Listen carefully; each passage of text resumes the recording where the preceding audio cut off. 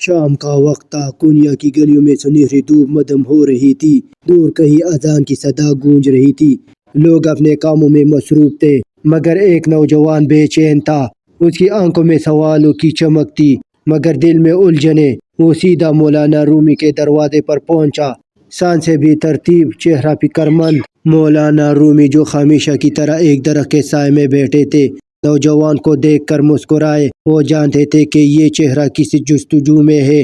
نوجوان نے ادب سے سلام کیا اور کہا، مولانا، مجھے اپنی دشمن کی پہچان کیسے ہو؟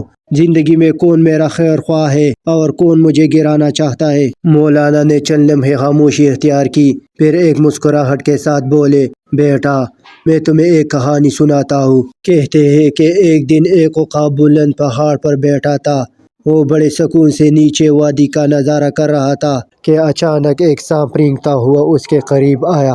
سانپ نے بڑی نرمی سے کہا، اے عقاب، تم تو بہت بلند پرواز ہو، تمہاری نظر بہت تیز ہے، کیا تم مجھے اپنے پروں پر سوار کر کے آسمان کی بلندیوں تک لے جا سکتے ہو؟ عقاب نے حیرانی سے پوچھا، مگر تمہیں آسمان پر جانے کی کیا ضرورت؟ تم تو زمین پر رینگنے والے ہو۔ سانپ مسکرا کر بولا، میری زندگی کی سب سے بڑی خواہش یہی ہے کہ میں ایک بار آسمان کو چھو سکوں، بادلوں کو دیکھ سکوں اور دنیا کو تمہاری نظر سے دیکھ سکوں۔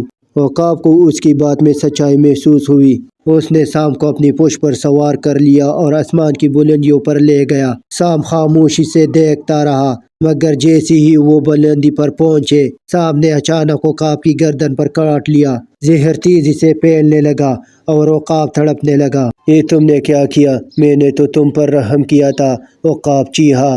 سانپ نے سرد لہجے میں کہا، یہی تو میری فطرت ہے، میں زمین کا باسی ہوں، میں کبھی تمہارا ساتھی نہیں ہو سکتا۔ تم نے میری چکنی چپڑی باتوں پر یقین کیا، لیکن میں وہی ہوں جو ہمیشہ سے تھا، ایک زہریلا سانپ۔ مولانا رومی نے نوجوان کی طرف دیکھا اور کہا، بیٹا، دشمن ہمیشہ وہ نہیں ہوتا جو تم پر حملہ کرتا ہے، بعض اوقات وہ ہوتا ہے جو تمہیں میٹھے بول سے بہکاتا ہے، تمہیں اپنی باتوں میں الجھا کر تمہاری کمزوریوں کا فائدہ اٹھاتا ہے۔ دشمن وہ ہوتا ہے جو تمہاری پرواز سے جلتا ہے، تمہیں نیچے لانے کی کوشش کرتا ہے اور موقع ملتے ہی تم پر وار کر دیتا ہے۔ نوجوان نے سر جھکا لیا، اس کی آنکھوں میں حقیقت کی روشنی اتر چکی تھی۔